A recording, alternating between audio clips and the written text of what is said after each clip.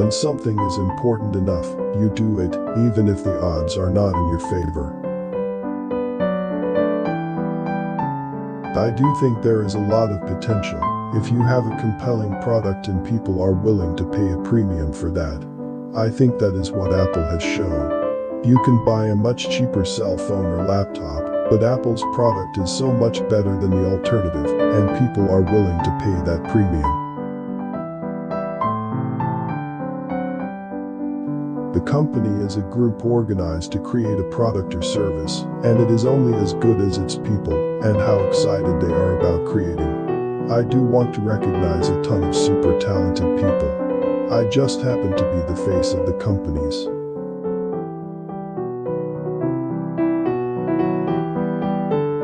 What makes innovative thinking happen? I think it's really immense. You have to decide.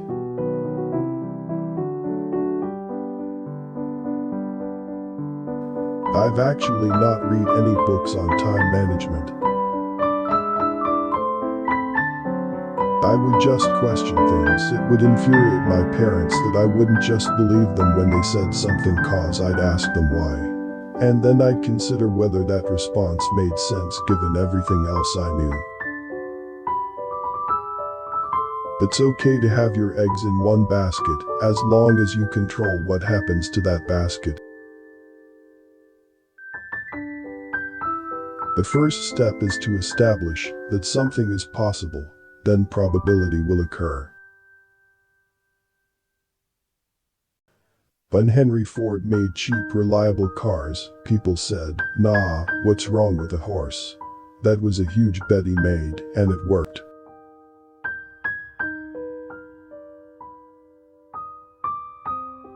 My biggest mistake is probably weighing too much on someone's talent and not someone's personality. I think it matters whether someone has a good heart.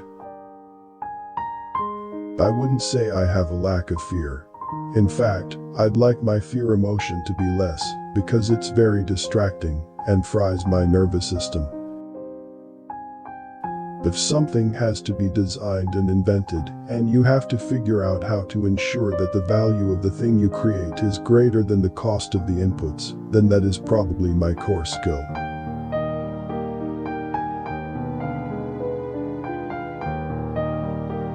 I say something, and then it usually happens. Maybe not on schedule, but it usually happens.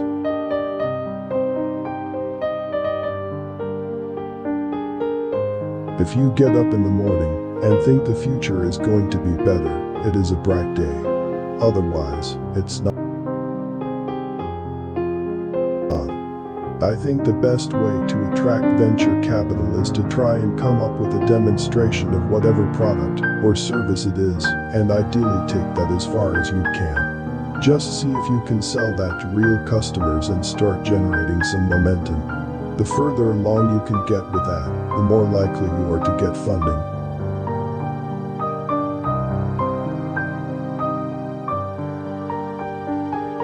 I think it's very important to have a feedback loop where you're constantly thinking about what you've done and how you could be doing it better.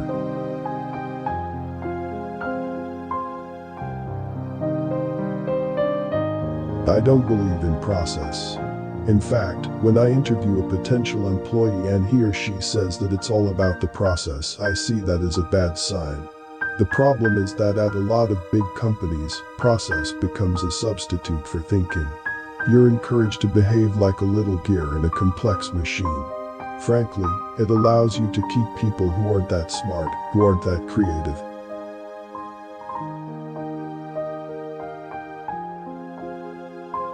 Some people don't like change, but you need to embrace change if the alternative is disaster.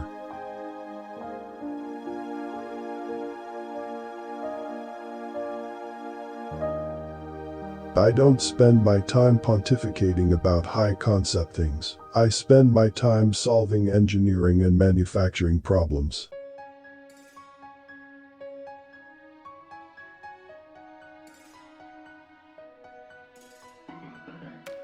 People should pursue what they're passionate about. That will make them happier than pretty much anything else.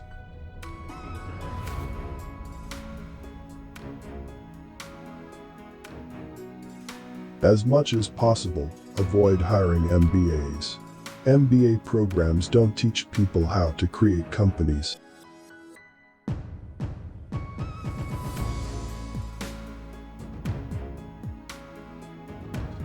People work better when they know what the goal is and why.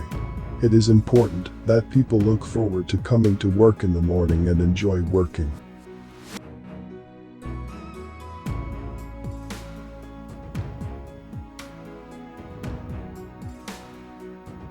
I'm interested in things that change the world or that affect the future and wondrous new technology where you see it and you're like, wow, how did that even happen?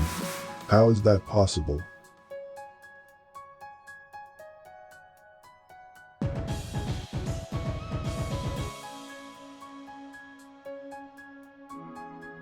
It's very important to like the people you work with, otherwise life and your job is gonna be quite miserable. Thanks for watching our video. If you like it, please subscribe to our channel and like this video for more great videos like this, and tell us your favorite one.